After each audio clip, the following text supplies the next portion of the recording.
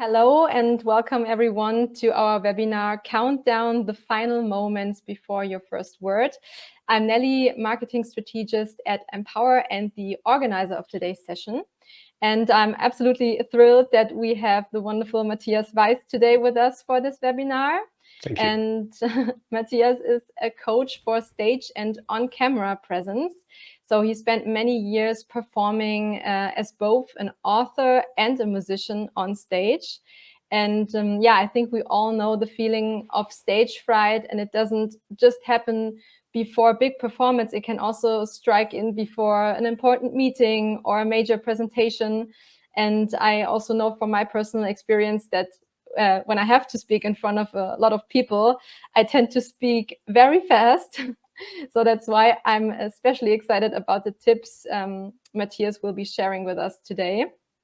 And before we dive in, just a quick note for you. On the right-hand side of your screen, you see the control panel with the chat function. So feel free to use it to connect and to share your thoughts. And just below that, you also have a Q&A section where you can also submit your questions. And at the end of the webinar, we have plenty of time to answer these questions. And if anything is unclear along the way, I'm also happy to jump in as needed. And that's basically it from my side. So Matthias, the stage is yours, and I hope you enjoy this webinar. Have fun. Thank you. Thank you. And welcome also from my side. Thank you, Nelly, for the kind introduction, for the intro that already mentioned quite a lot. So we will get to the pace topic, for instance, the speed of talking sometime later in the webinar, and quite some aspects that might be useful also for you, Nelly, and hopefully for you all folks who have joined in. While we are waiting for maybe some more to join in, I would like to pose a first question to you.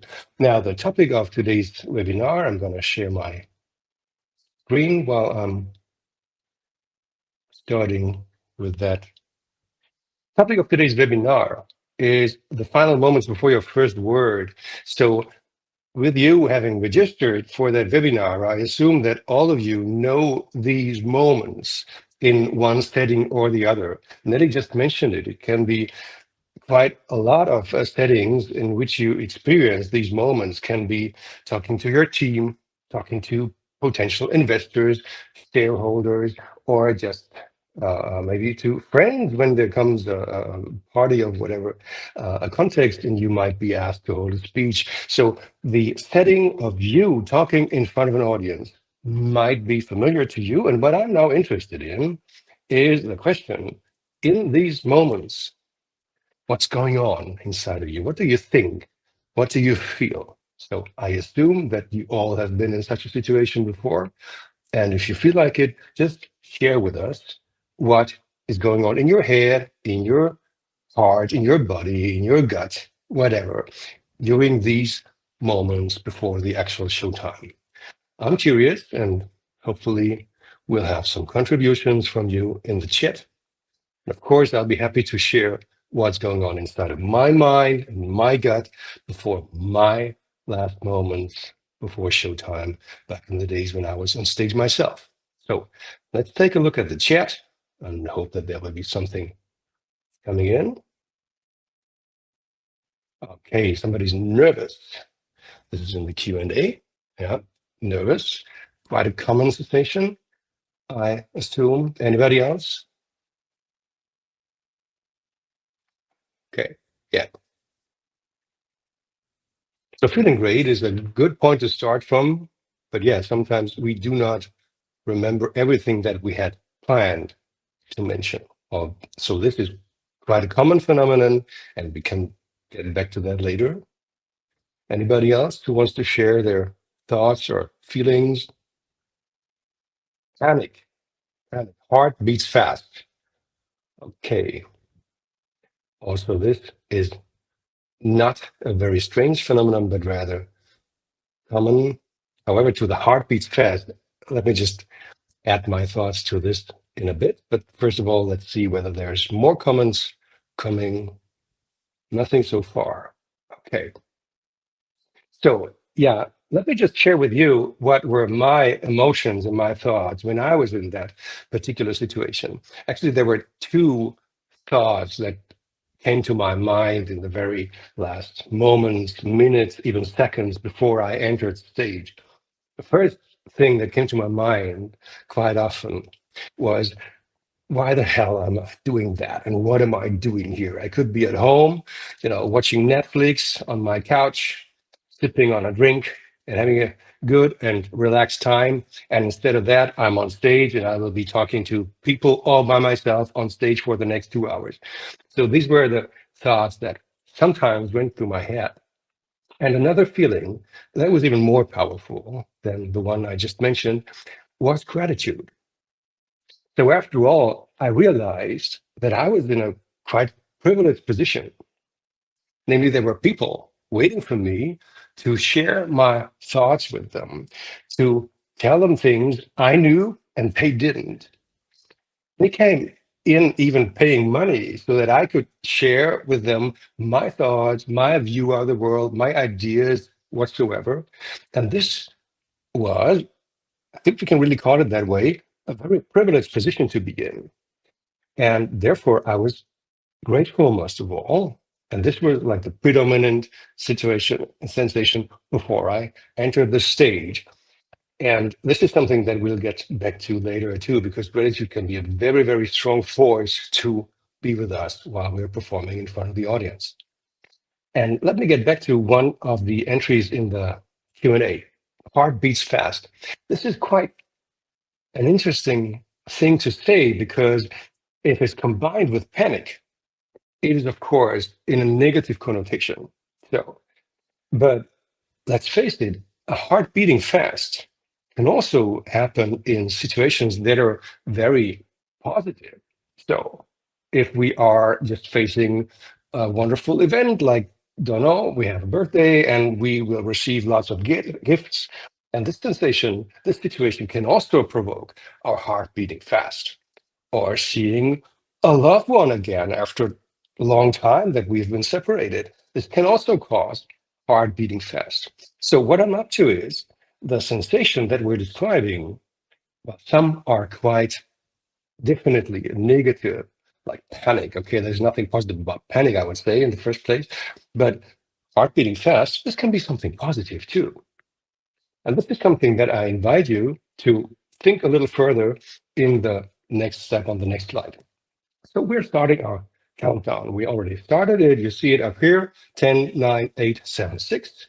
So the next step would be number 5. We start with the head. The head is where all the ideas and all the words that we're about to talk, that we're about to share with our audience, come from. The head was where they were created. So let's start with our countdown that we're going through today in the head. There are some thoughts that we might rethink, rephrase, reframe in order to turn something rather negative into something positive, which can give us energy to perform on stage. And the first thing we already mentioned in a way, it is this context. The audience is often perceived as an examination board.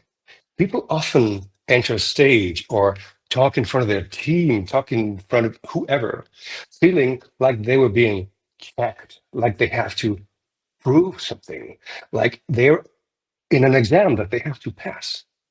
And let's face it, this is hardly ever the case. So there are situations in front of audience, yeah, that are precisely exams, which then are called exams, okay? But everything else, a team meeting, a lecture, a speech, laudatio, whatever. These are not exams. And the people in the audience are not there to judge us. And we don't have to prove anything to them. The fact that we are in the position to talk in front of them is already proof that we made it there. There's nothing more to prove. There's no exam to pass. So let's rethink that. And let's regard the audience not as people who are judging and checking, but as our guests. And this is what I already mentioned in the opening. So when I become aware of me being in, again, a privileged situation to share everything that's important to me with my audience, to share what I know and they don't know yet. This is a very, very positive atmosphere, actually, that I can create for myself and for the audience, because then I can regard the audience as my guests and I invite them to learn about what I know, learn about what I think, learn about what I regard as important, significant in whatever way. So, this is a one first step how we can rephrase, reframe things that might have a negative connotation to us into a very positive connotation. And there is some more of that. For instance, tension. Yeah, there is tension in a situation when we are about to address people. This is nothing extraordinary, but this is nothing necessarily bad. So we have the term nervousness, being nervous in the chat quite a few minutes ago.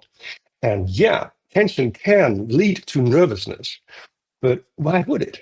Can't we just reframe, rephrase, and rethink tension as something that is there? Okay. But it can also be anticipation. It can also be even a positive form of impatience. This was another sensation that I experienced quite often before performing. I was backstage and I was feeling some, yeah, sort of tension, if you will, but in a sense of, okay, I'm ready. I'm good to go. So come on, let's get started. And this is something rather positive. So tension does not necessarily mean that we are under tension in a negative way, in a nervous way, but also in a way like, okay, I'm ready and I'm wondering what will happen in the next few minutes. So let's go. Third component that I invite you to rephrase, reframe, rethink is uncertainty. And yes, let's face it, there is uncertainty in whatever situation of public speaking we are in. It can be live on stage. It can also be in front of a camera, in front of a webcam. It can even be if you record a video and you have like as many takes as you want because it's not live. It's being recorded, and if you fail, then it's going to be recorded again, and you have a unlimited number of takes. But still, it is in a way uncertain because you will, yeah, literally open your mouth to speak and then you will have to let go and things can go wrong. Things can go wrong if you enter the stage. You can have a blackout. The don't know the spotlights can break. Somebody in the audience can start to talk to their person sitting next to them. Whatever can happen. There is uncertainty. Okay, but uncertainty does not necessarily mean danger, does not necessarily mean a potential threat, a potential harm to us. Yet, this is a sensation that many people have when they are about to enter the stage. They hear that something unexpected might happen, which can be, but this something unexpected to them feels negative, feels like a threat, like a potential harm.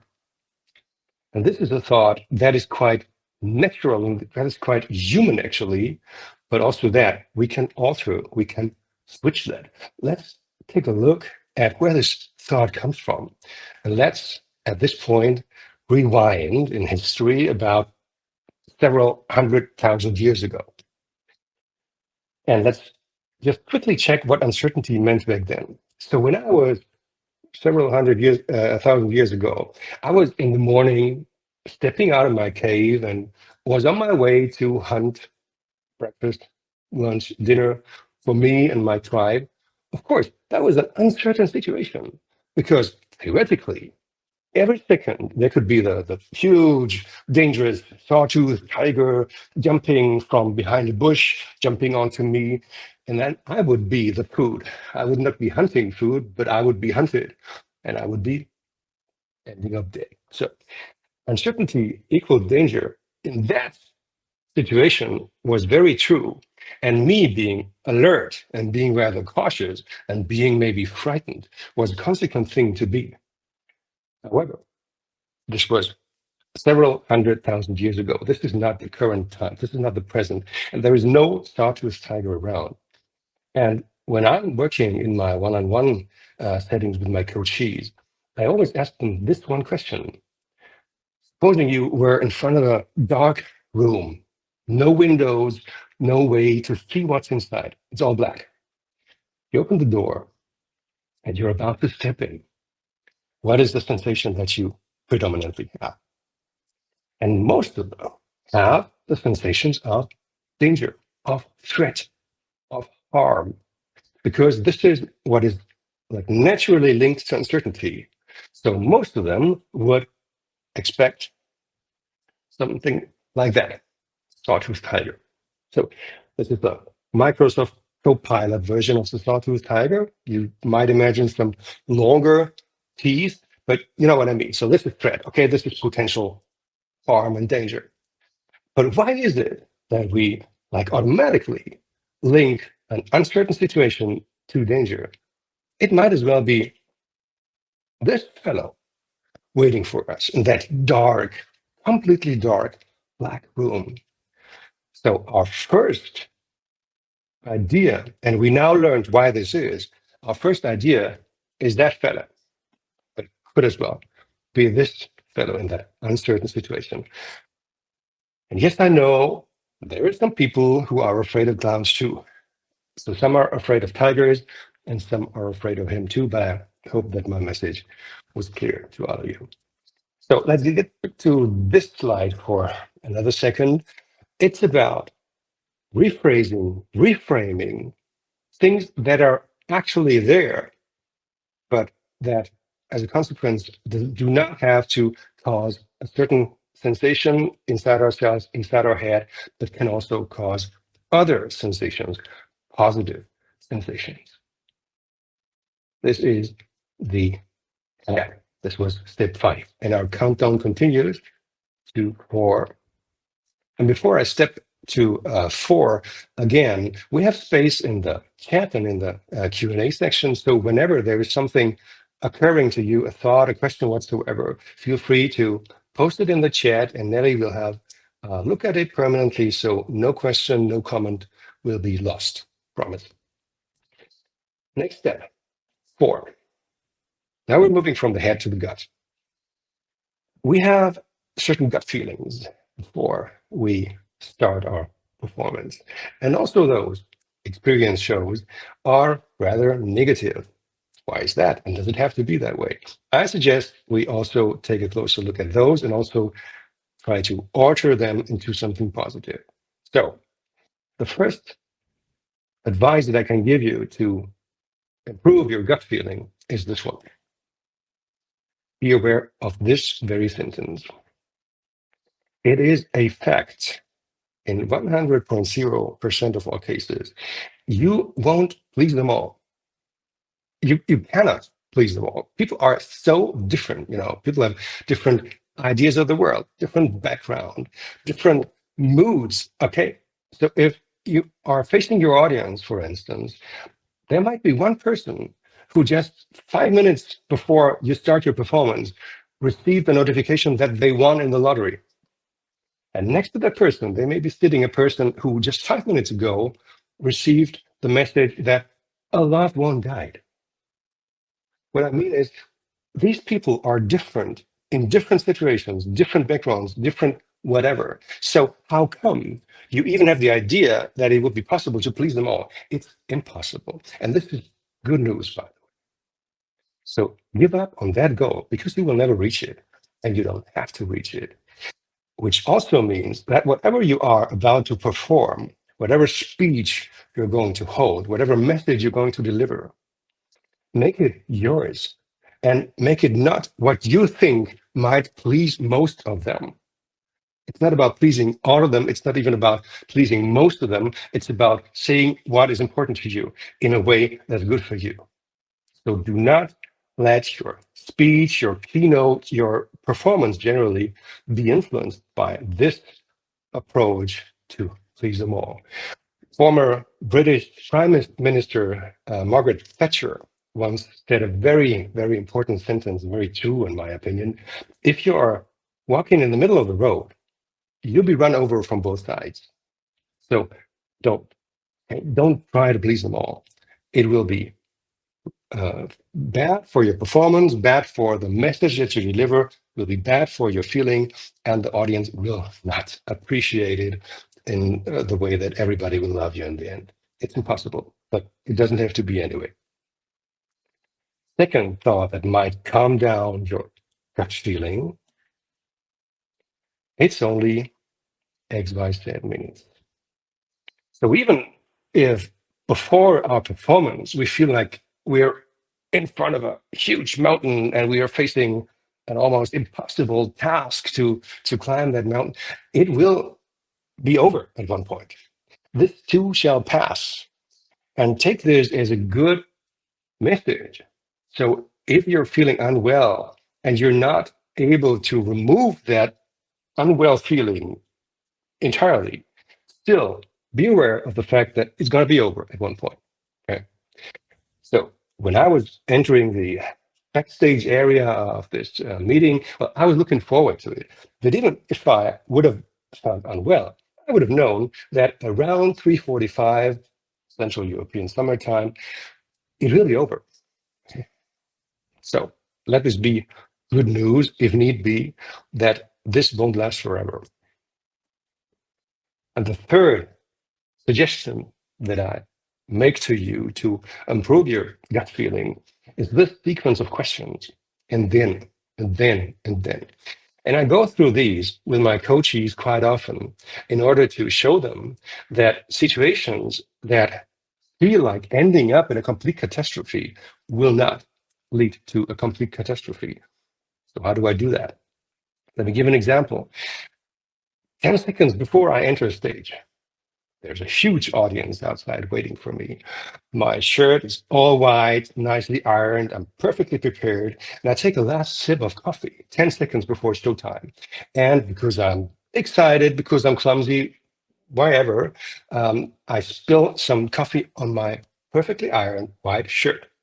There's no time to change. I need to get out there and I need to face the audience. But there is a big, big brown spot on my shirt. Catastrophe or not? And then is the question. Yeah, so I will step out. I'll be facing the audience with that spot on my shirt. And then they'll see it.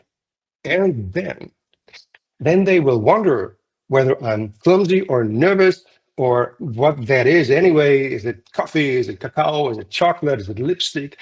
And then maybe two persons in the audience will start to talk to each other and talk about what that thing is on my shirt. And then, and I hope you realize the pattern right now. I could go on like this forever, and it would not end up in a catastrophe. And this sequence of questions is a very powerful tool for you to interrupt your overthinking, to interrupt your scenarios of worst case, because the worst case won't happen. There's a wonderful saying that I read the other day on the internet. Concerns and sorrows are like pasta. We always make ourselves too much of it. So, yeah, we make ourselves too many sorrows, too many, oh my God, what could happen in the worst case thoughts. And we have the means to interrupt these thoughts by just posing these questions repeatedly, and then, and then, and then. And you will see that it won't end up in a catastrophe. So this is what we can do to calm down our gut, improve our gut feeling, and proceed to the next step. The room. The room is where the magic happens. The room is either the stage and the auditorium, or in remote settings, a virtual room, a Zoom meeting, a Teams meeting, or a meeting just like the one that we're gathering in here. But even though we're now, and you might often not be in a physical space, it's still some rules that apply for both remote settings and actual real physical settings. Let's go through that. This is what I suggest to everybody if they're talking in physical, real places. But what I also practice when I'm talking in a remote setting. Go there before. And if it's in an actual room, go both on stage, because that's where you'll be performing later, but also go to the auditorium, sit there, get an idea of what people will be seeing when they are viewing and listening to you. And this I also do, may sound strange, but I just do it and I'm familiar with it and it helps me. If I am acting as a host in webinars on my Teams, in my Zoom, whatever, I go there sometimes even hours before. And then I return to my actual work and then I go back to the meeting when it's about time. But I go there sometime before just to be there, just to sense the surroundings and just to already start to become familiar with this room and the setting and its energy and already to start to deliver my energy to the place because this is where I'll be performing later. And if you have the time, do this one on top. Go to the last row, sit there, because this is the maximum distance that you will have to bridge later. So if you are in the auditorium and look at the stage from the last row, you will know what the person right in the very back will see if they are watching you and listening to you later. And then being on stage, you will know where your message will have to reach, how much energy you will have to spend so that even in the last row, people will sense what you're about to say, will feel you, not only just hear you, but also will receive your energy in the best way. Third suggestion, allow me just to clean my nose real quick. Sorry, I'm back again. On the stage, on the room. I was already introducing that thought when I was talking about energy. So the stage, first and foremost, but also the entire room is yours to work with, is yours to fill it with energy, is your playground, if you like. So be aware of the fact that this is your space and yours alone. And this might even sound a little like egotism. However, it's only just about the real scenario that you are talking.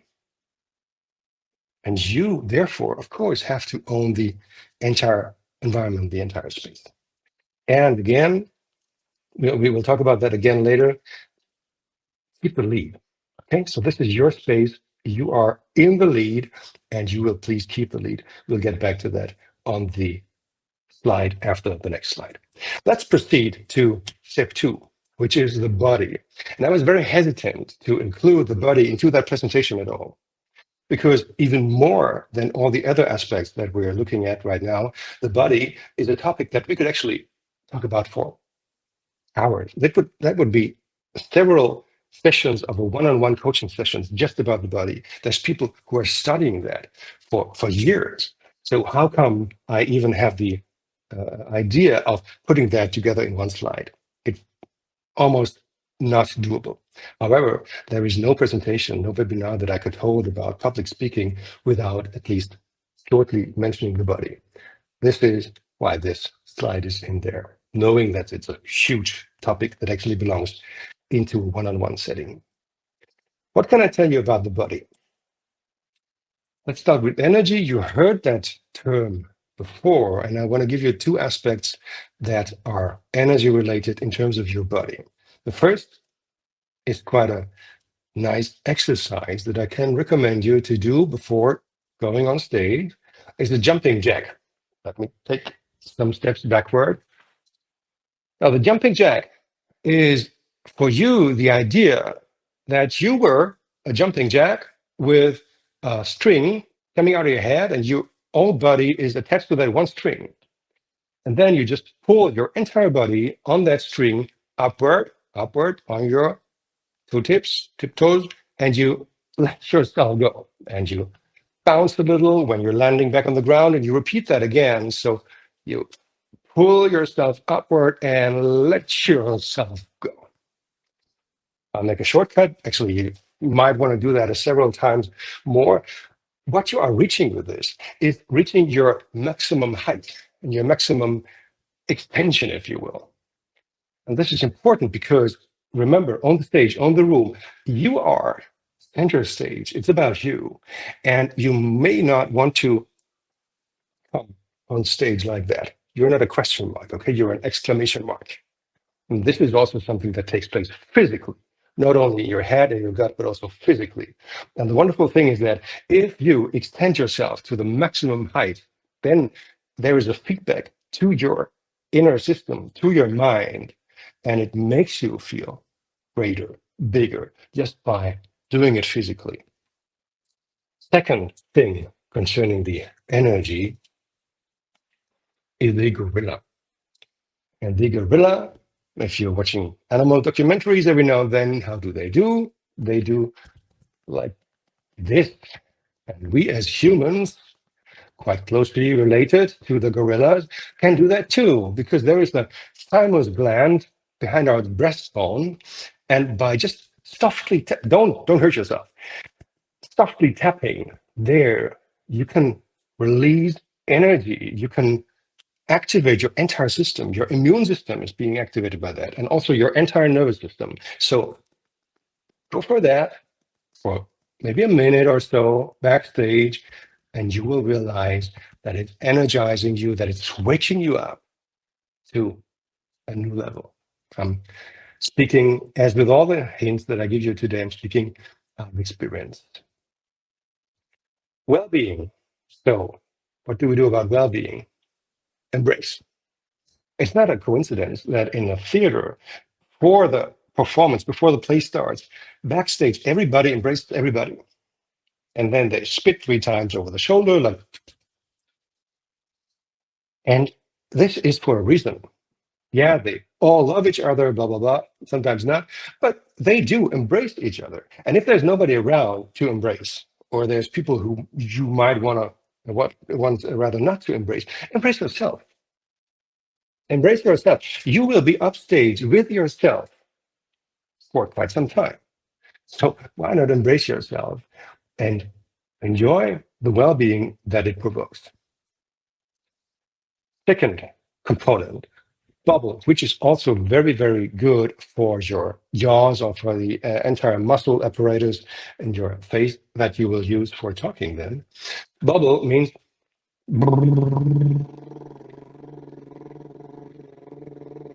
and do that in a very relaxed way. And you can check how relaxed you are by how long you can go for that. If you're not relaxed, this will not work for more than 2 or 3 seconds.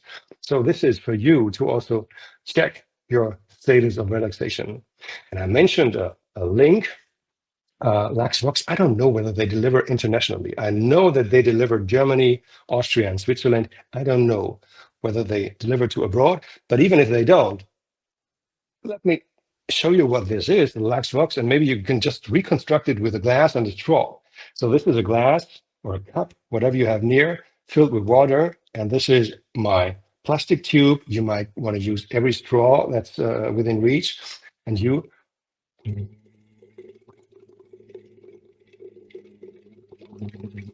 just blow the air into the water, and the feeling of these bubbles bubbling can relax you. And is like, I always compare it to a cat purring. And why do cats purr? I once read that they do it to calm down themselves. So it's a wonderful means to calm down yourself. And by the way, if any of you might ask, what if anybody sees me backstage doing this or doing this, I invite you to get back to the sequence of and then, because it applies there very well too.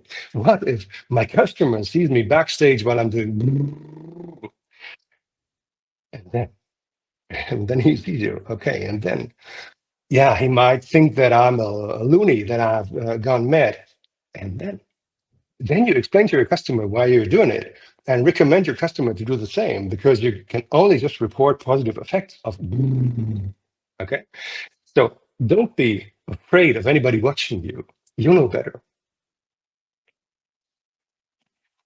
The voice. That's what it's all about. That's what we're using while we're on stage or in front of our audience in our conference room or whatever. So we might want to get our voice ready too. Another two pieces of advice here. And again, this is very, very, very, very condensed. Okay, we could spend hours just talking about that. But I wanted to give you some easy to handle, hands-on advice that you can use and that will have immediate effect, as I experienced myself. So let's talk about the voice. Warm up the voice, which is crucial because the voice cords are just muscles. And before doing whatever kind of intense exercise, we want to warm up our muscles. And so we want to do with our voice cords too. So the slide is a very, very simple exercise to do. It's only just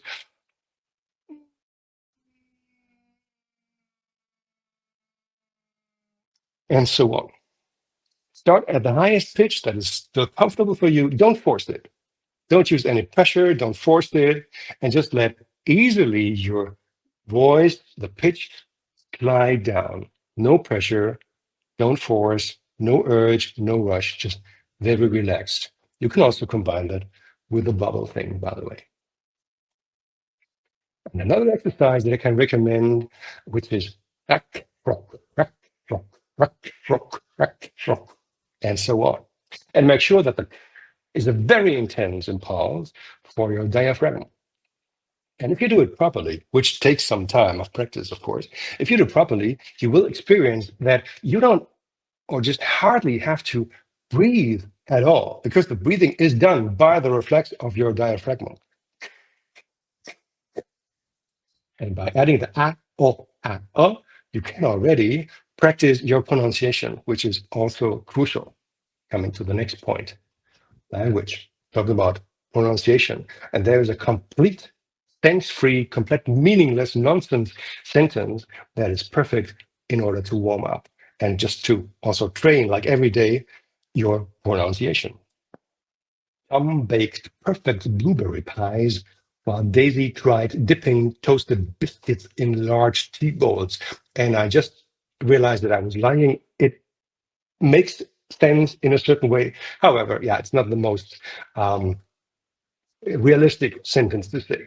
But it's perfect in order to warm up and to train your pronunciation because it contains everybody that is crucial for pronunciation, like hard consonants, soft consonants, double consonants, like perfect. What else do we have? Biscuits, large tea bowls. So to put it short, say that sentence and say it in a very exaggerated way, and you will be able to improve your pronunciation in no time. A little long to memorize at first, so you may want to take a picture at that point. I can strongly recommend it. The German equivalent would be Der doofe Tobias tunkt die Taube Doris am trüben Dorfteich. It's quite as meaningless as this one, but very helpful. Last point on that slide, and then we're already close to the finish line. Cork speaking. So you may want to use a cork from a wine bottle or whatever you have close. I have no cork here because I gave my last cork to a coachee just the other day, but you can also use, for instance, a pen or something, or a lipstick or whatever is close. That pen might do as well. Do not, please do not use the Apple Pencil, the very, very expensive Apple Pencil from your iPad. Just a regular pen will do. And look back on it, and then please try to talk as clearly as possible.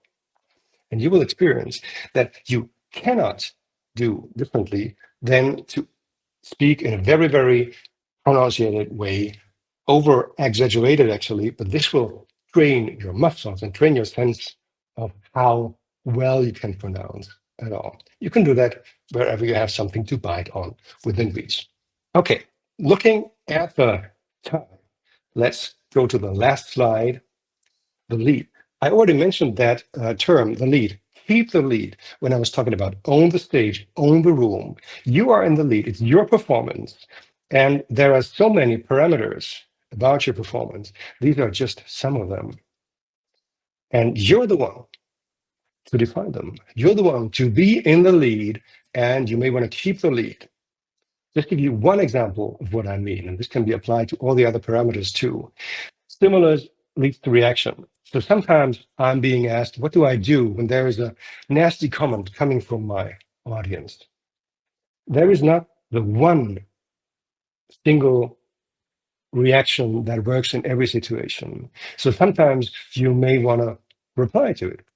Sometimes you may ask for patience and say that this is nothing to be discussed in the big audience. So you might want to get back to the person who posed the question after the performance. But short, whatever reaction you think is appropriate, you will give. You're in the lead. You decide. You decide about how you react to a stimulus, to somebody provoking you, to a question. You decide which intonation, volume, pace, and all that you use. You're in the lead, and you will not hand over the lead to anybody. Why would you? Last step.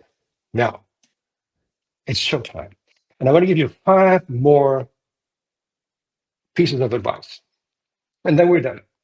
5, this sounds maybe a little hard to remember because it sounds like quite a huge lot. It is easy to remember if you memorize it with bliss. And this is what we want to experience on stage. Breathe is the first one. There is enough air. And one of the things that happen often when we are in a tense, in a nervous situation, we had this in a chat just in the beginning, our heart starts to race. And this is often connected to us breathing very, very intensely, very fast. Calm down yourself. Realize you are breathing fast. Realize your heart's beating fast. And then remember, you're in the lead. There is enough air. There's enough time. Just breathe and be large. Jumping jack. Okay. Take all the space that there is here. Be as large as you can. Be as large as you are. Don't be a question mark. Be an exclamation mark. And for the French-speaking among us in French, there is this term, je suis large, on est large, which just means yeah, everything's fine, all fine. Okay, I have time, everything under control. Je suis large in French. Yeah, be large. Invite people. Remember the guest situation that I mentioned in the beginning. These are your guests. Invite them to your world. Take it slow. No need to rush. We tend to talk slowly, to talk fast, as Nelly mentioned. Be aware of it and slow down and smile. There's no situation, not a single situation in which a smile cannot be a positive addition to what you have to say. And that's 3:44, and we've come to an end. And now there is space and time as much as you want for your questions, and I'm happy to answer them. See one here. What should I do if people aren't listening and seem distracted? Okay, this is a huge question, and there's no simple answer to it, I'm afraid. It depends, actually, of course. It depends on the setting. So in a team meeting, it's a different situation compared to when you're talking about an audience that consists of 200 people, of whom you might not know a single person. To a certain extent, this is my quick fix, my quick advice. To a certain extent, it can be okay to just let yourself not be irritated. Remain in the lead, keep the lead. Remember the slide that I just showed you. Keep the lead and let not yourself be irritated by anybody immediately. However, and this is the thing that I would give you as an advice to decide how to react. If you feel distracted, like seriously distracted, or if you have the feeling that is just disrespectful behavior that bothers you, you might want to address it in a kind way, okay? Don't attack them. They don't mean to attack you. They're even talking about things that are more urgent to them, or they don't understand what you're saying. They don't mean bad generally. So don't treat them mean, but ask them for respect, or ask them what's going on. Ask them whether they did not understand what you said, so you might offer your assistance. There are many kind ways to address that. If you feel like it's really bothering and distracting you, but let there pass some time. Maybe it'll be over in 10 seconds. If it continues, you're in the lead. You decide. I hope this was a helpful answer on that very, very big question. Thank you so much, first of all, Matthias, for your insights and for all the tips. I think they're really, really helpful for all of us. And some of them I already know, and especially the cork speaking, they work quite well. So I advise everyone to do this. Yeah, we were a little bit too fast, but yeah. So as Matthias already mentioned, the Q&A session is open. So people or you have the chance now to, yeah, set your questions and ask Matthias everything you want to know. So I warmly invite you to do this. Yeah. I see there's another question popping up. Can stage fright be completely overcome, or is it more about learning to perform despite it? Oh, that's very interesting. Only one last sentence to the cork speaking. It also makes a great party game. So, indeed it is. For your next private event, can it be completely overcome? Allow me to react on that question with a counter question. Does it have to be? I wouldn't even say it has to be completely overcome. It's more about handling it. So as soon as you learn to handle it, and as soon as you accept it as a part of you, you may no longer be interested in removing it completely. But yeah, it should, of course, at least be eased and not as intense as it seems to be since you're posing that question. The best way, in my experience, to tackle stage fright is to become aware of where it comes from. There are reasons, and these reasons are in our psyche, are in our head. Remember the fifth step of our countdown. And in my experience, it's very helpful to become aware what exactly is giving you that stage fright, and then allow yourself to rethink, to rephrase, because you will see that most of the causes for stage fright are either bad experience in the past where you are allowed to leave them, or just assumptions which do not necessarily have to come true. Remember the tiger. Okay, it might as well be the clown.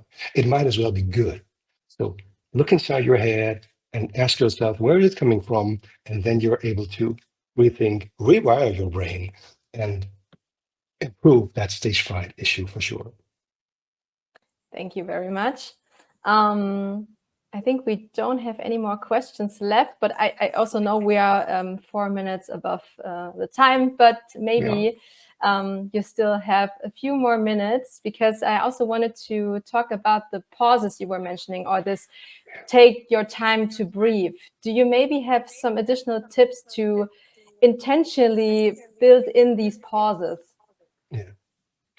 When I practice with my coaches very often, and which is quite a positive and even nice and entertaining thing to practice, is that we take just regular pieces of text. Just check your news website, or check your Instagram creators or whatever, and take a regular, just normal piece of text and read it out loud in the most dramatic way possible. So what I, for instance, often do is Christmas carols. Okay, take a Christmas carol and turn it into a story that you're reading in an exaggerated way. Why am I doing this? Because then, if you allow yourself to go to the maximum level of drama, you will experience that you're making pauses. And this is something that you then can transfer to your regular speeches. And what I'm giving you as a general advice, allow yourself to do it. Okay, so this was the playful method with the Christmas carols. Also, this makes a great party game, but generally, allow yourself to do it. And we get back to the being large, okay, to owning the stage, to being in the lead. You are in the lead also of what you say, and also about what you don't say when there is silence, when you're making pauses. Allow yourself to do it. Watch yourself doing it in an exaggerated way and experience that it's very okay. The last sentence, when we're talking about allow yourself, it is anyway perceived differently by your audience than by you. So a pause may seem very long to you, but will not seem as long to the audience. Keep that in the back of your mind and then allow yourself to extend your pauses because you own the stage, you own the room and the entire scenario. Thank you so much. I think that was also quite helpful. I hear myself double. I don't know if you also hear myself double. Not? Okay, perfect. Because I was like, okay, maybe I should try to avoid talking that much. But yeah, I think that's it for the questions, but you also brought something extra for us.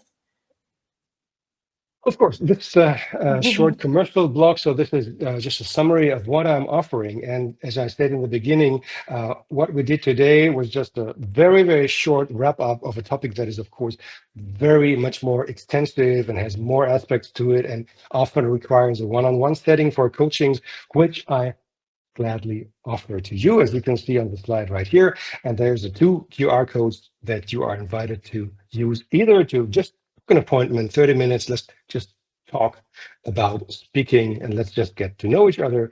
And of course, you can connect with me on LinkedIn with the QR code shown on the right. Perfect. Thank you so much. Then thank you everyone for joining. Hope to see you again during our next webinar. We keep yourself updated in our newsletter. And of course, there will also be a recording sending out afterwards. So I wish you a nice rest of the day and see you next time. And thanks again, Matthias, for the insights. Thank you for having me. Thank you for joining us.